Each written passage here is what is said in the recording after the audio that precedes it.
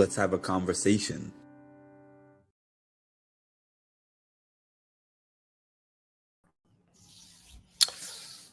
What's up, everybody? Just to let you know, the live streams are still not available. Even though Julie lied to us. You lied to us, Julie, and you told us that the live feeds will be up tonight. They are not up.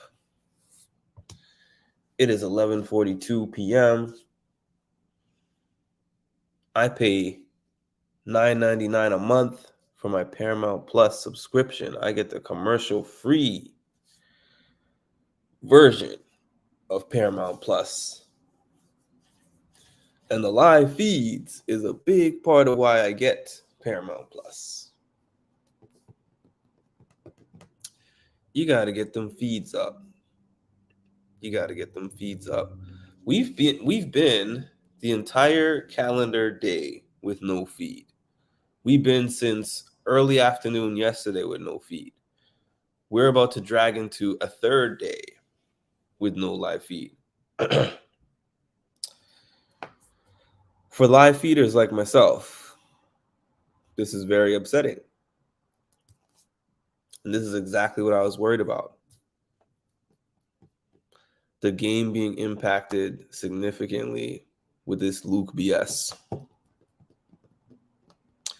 On the other hand, I guess it's going to help me get to sleep earlier than I would have been, because y'all know I would have been on here for at least an hour or two. And I might be on here for like 20 minutes or so if these feeds don't pop up. So quickly, a lot of y'all were already here for my live viewing of the episode tonight. And I actually realized why. You guys are like, oh, it's a lag. And then I realized why when I saw the living room TV, which was on the cable box, on CBS on cable, and I was watching it on my Paramount Plus app. The cable box was ahead of the Paramount Plus app by like a minute or two. So maybe next time if I'm watching it live, I'll put it up on cable instead of the app. Yeah, it's the last time something like this happened, I remember 2 times that it happened. The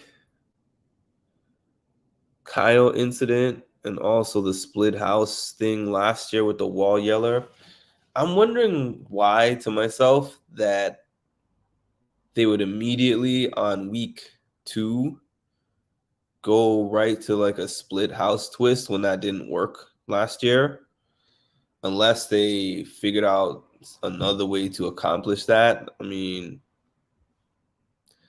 it's kind of good in theory to break up the groups, but what are they going to do to make it different than like Dire Fest last year? Because it seemed like that was not a very good way of accomplishing what they wanted to accomplish. Anyways, on to the episode. A lot of us were wanting to see the explanation of what happened to Luke, as well as what it was going to mean for the game going forward. So they started off as if they were going to give us the background information, how he got evicted, what was said. It left so much to be desired for me. The episode started off like a regular episode, showed some stuff that was probably already planned to be shown. Then they showed the clip of Luke making the comment in the room. And then it showed a piece of that conversation that he had with Jared afterwards. And it showed a little bit of the diary room entry of Jared basically saying, as the only black man in the house, I didn't know how to handle that situation. And kind of like if I had reacted a certain way, it would probably look a certain way and have a certain impact on me for the game and in general, the perception of me. But I wish, I know that he didn't just say that 2-3 sentences. I know that this was a whole dialogue in that diary room. So I wish that they had showed us more of what he said, because that little snippet wasn't a good enough amount for public perception, because a lot of people are upset with Jared for not admonishing Luke or for not saying more to Luke. And I feel like he gave a bigger explanation of why he didn't, but they didn't show it. That's just common sense to me. So that was disappointing. Then they showed them saying, Luke, please come down to the diary room. They showed him going in. I'm sitting there thinking maybe they're going to show some of what they said to him, or like they're going to give us some kind of thing about what happened in the diary room, but they didn't. Then they skip ahead to all the house guests getting called to the living room. And they're all like, oh, it's going to be some kind of game or some kind of twist. And then I think it was America that was reading the note card, the cue card. And it was like, basically reading the thing that said Luke was kicked out of the house. Everybody's jaws hit the floor. And then nobody talked at first. And Corey was the first one to talk. And he's like, I know what it was. He said a derogatory term directed at Black people, and he said it to me. Hisam was like, I didn't hear it.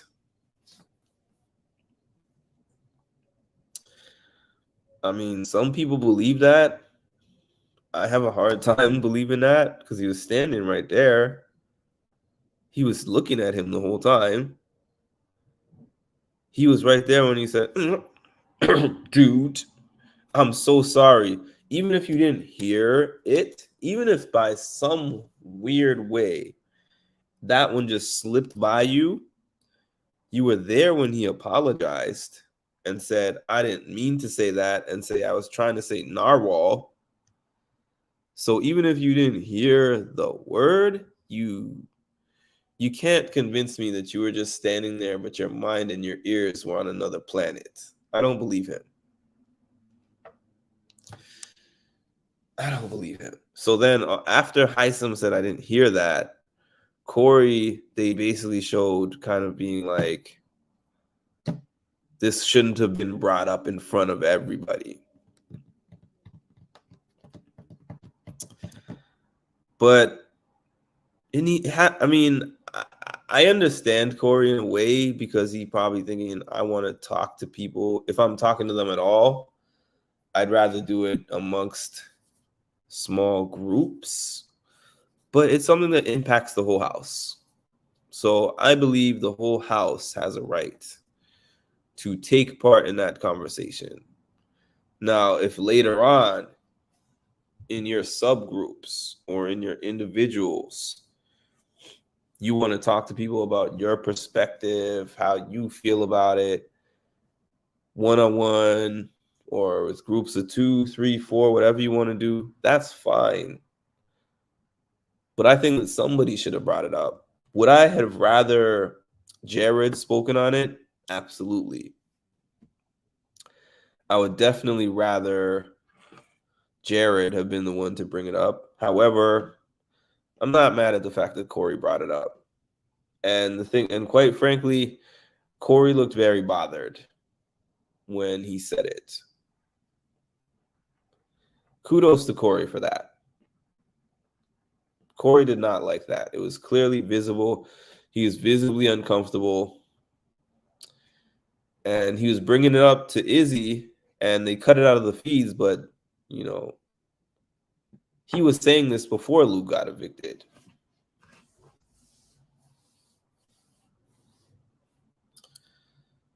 So I wish they had shown us more of that, was my overall point of that. So that whole thing was only a few minutes of the episode. That was only a few minutes of the episode, unfortunately. Then they just skipped right ahead and went back as if that was some little footnote.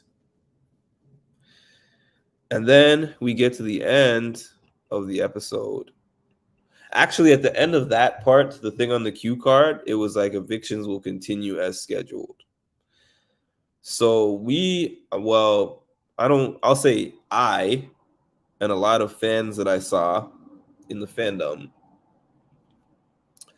were hoping to ourselves that similarly to Paloma's exit last year, that if Luke is out of there, it was going to save Kirsten.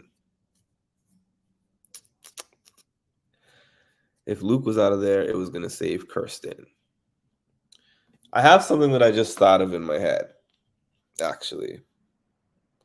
So Kirsten wasn't saved. Spoiler alert. Kirsten was not saved.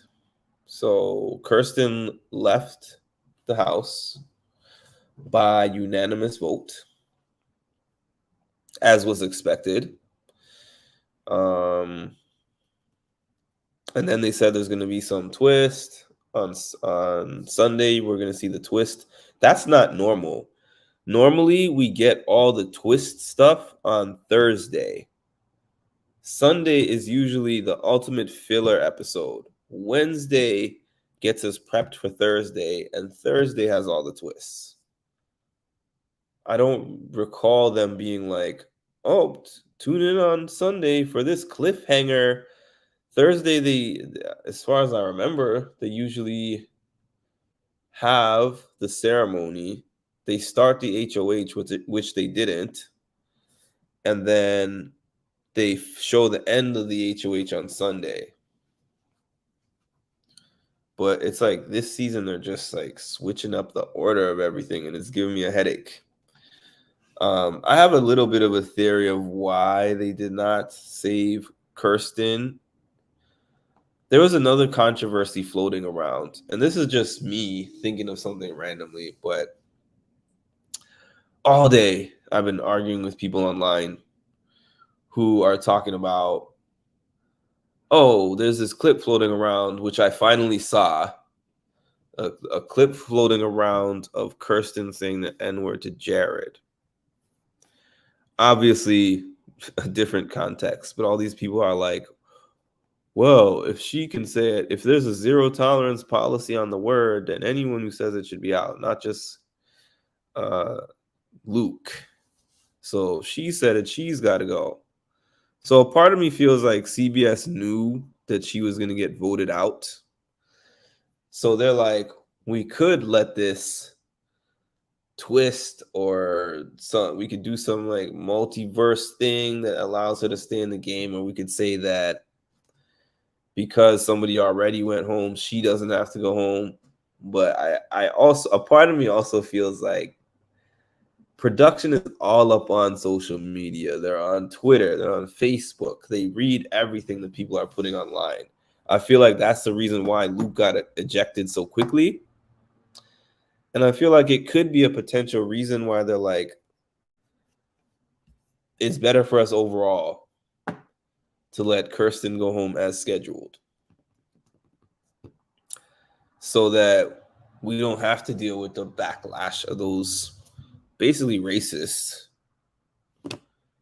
that think that a white man should be able to say that if, oh, he was just saying it among friends casually, as he was joking around.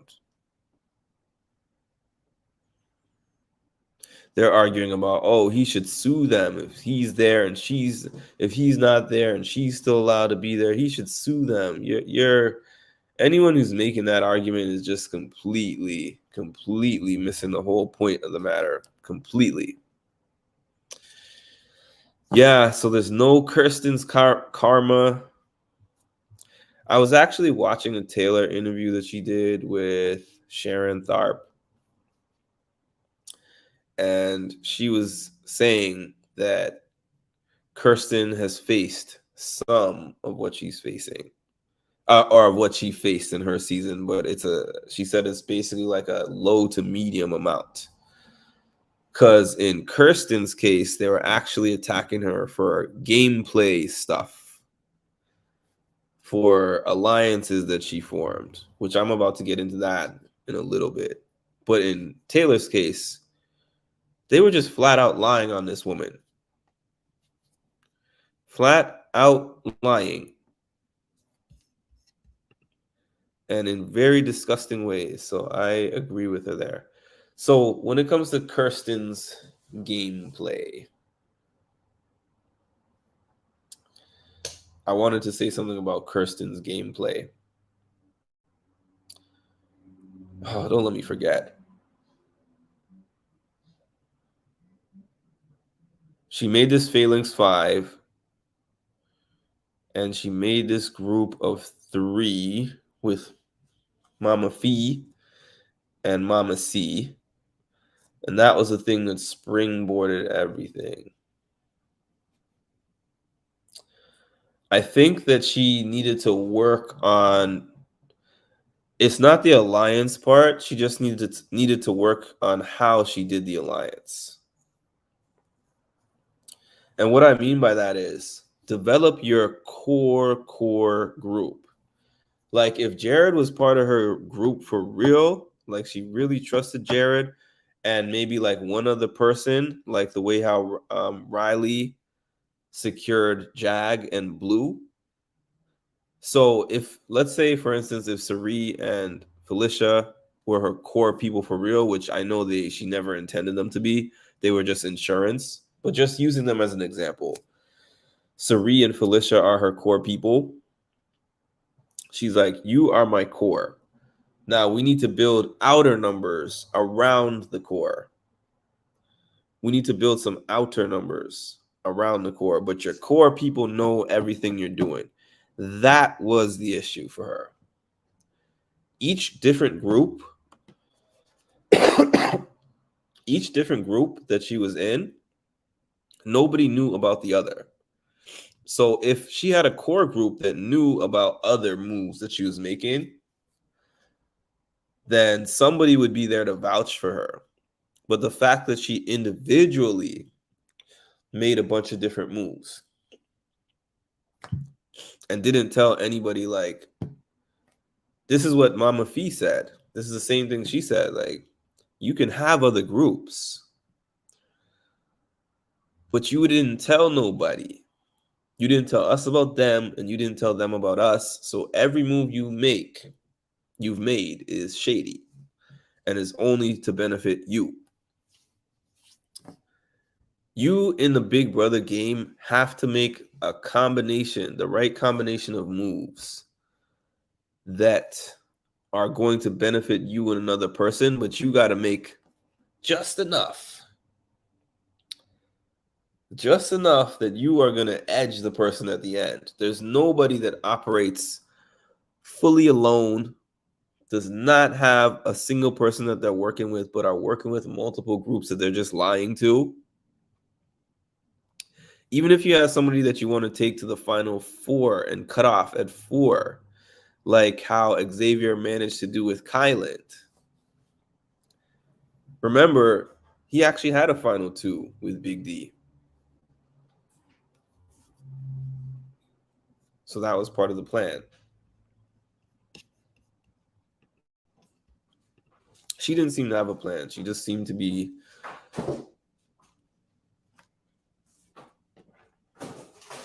moving forward and figuring things out as she went along.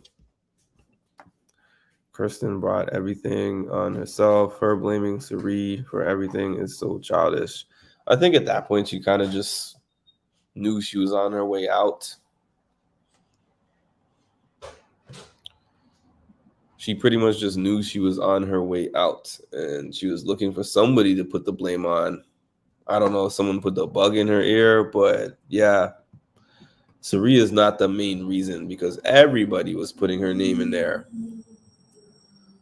Cirie wasn't on her side, that's for sure, but she was not actively like, it has to be Kirsten. As we can hear every week, Cirie is like, as long as it's not me or Jared.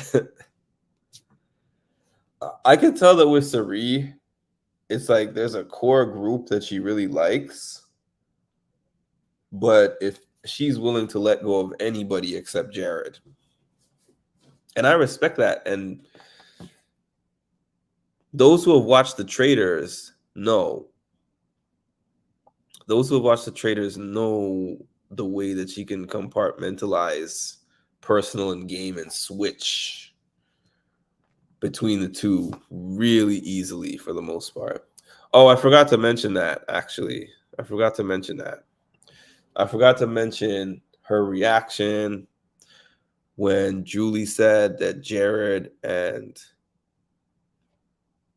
Cirie are mother and son. She was like, ah, that makes sense. She said an hour ago, he said that his people or his friends call him Jay Breezy or something like that. And they were like, oh, interesting. That's what Cirie calls her son. Jared is slipping a little bit with that stuff. I saw him on the feeds the other day, the last time they had the feeds on, talking about little slips that he's had. Jared, you need to stop talking so much. Because you're starting to forget your lies a little bit. If there's one weakness in his game, that's it.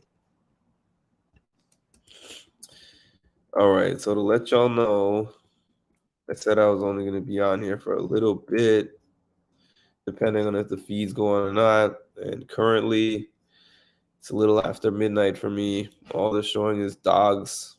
I mean, cats. They were showing dogs before. Now they're showing cats. So I am going to actually call it a night. Hopefully, I'm expecting that the feeds will be up at some point tomorrow. Well, today, technically, for those of us on the East Coast. And what's this? She is fluid in her interactions. Yeah, the thing with Cirie is that she does a lot more listening than talking. She inserts her talking points strategically. He just keeps talking and talking and talking and talking and talking. If his objective is to go in there and convince Riley to join a group and to convince her that somebody's against her or something, he will ramble with 1,000 talking points until she's like, oh, yeah, I see your point. Whereas Cirie will throw in a couple of questions and wait for the answers. She's not giving 15 different things after Riley says something. If Riley's like, oh my God, I feel like this person's against me, this is Jared's answer to that. Bro, I promise you, bro. He's not against you. And matter of fact, he was talking to this person said that, and this one said this, and then this one said this and that, and this and that. That's Jared's response. And he'll go on like that for an hour. Cirie will be like, well, who told you that? And then Riley will be like, oh, well, I don't know. It's just what I've been hearing. And Cirie will just give her like a calming thing to try to calm her down.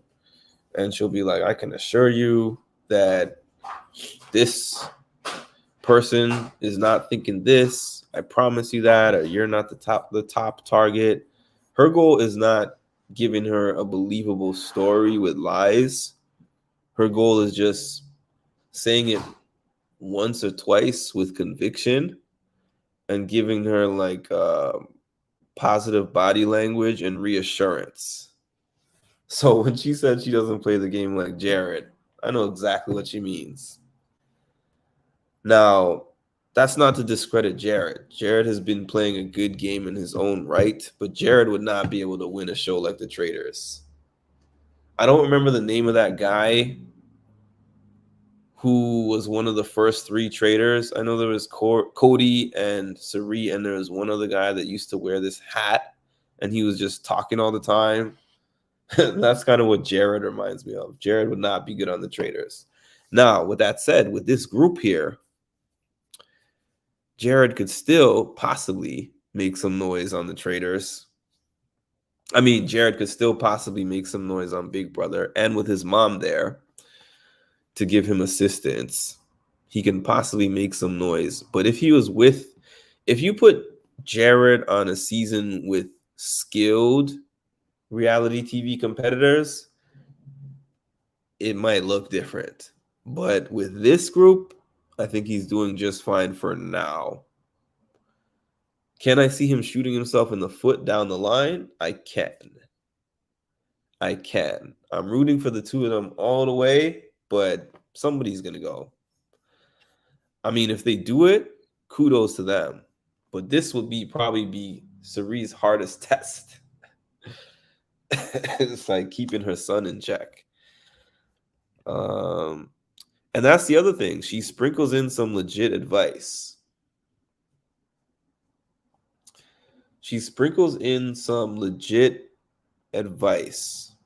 Strategically. She knows when to do it and who to do it with and when it's going to benefit her. But that's what she does. Yeah, and I mentioned on my community post that I was listening to Tiffany on the Winner's Circle earlier. Y'all should check that out. Shout out to Tiffany. Tiffany, y'all know I met Tiffany and she was very cool in person. Yeah, what was I going to say? Yeah, in her Winner's Circle interview. Oh, man, I'm tired. In Tiffany's Winner's Circle interview, she was talking about Izzy. Her and Cody were on that episode, and they were talking about Izzy. And Tiffany was saying that she doesn't think that Izzy will ever reveal the secret for a couple of reasons. She said that, number one, she feels that Izzy actually wants a personal relationship with Cirie outside the house, which I actually do really believe. But she said that, secondly, this is something that I said. I feel like if Izzy is going to throw Cirie or Jared or both under the bus, it would have to be pre-jury. Because that's the other risky thing about holding them like that as pawns and letting them know right away is that your game is now intertwined with them. So if you and the two of them are three and you make it to jury and then you expose them at that point, if they get out, that's 2 votes against you for sure. And that's 2 people who can tell everybody all your secrets in the jury house.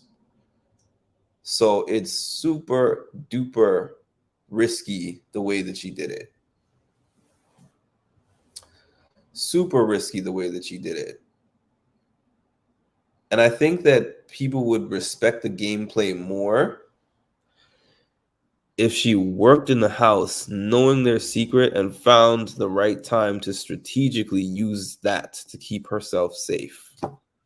They would consider that a big game move, but that's just the way she decided to roll. That is just the way that she decided to roll. She's rolling the dice, and her end game is questionable. Yeah. But I'm heading to bed.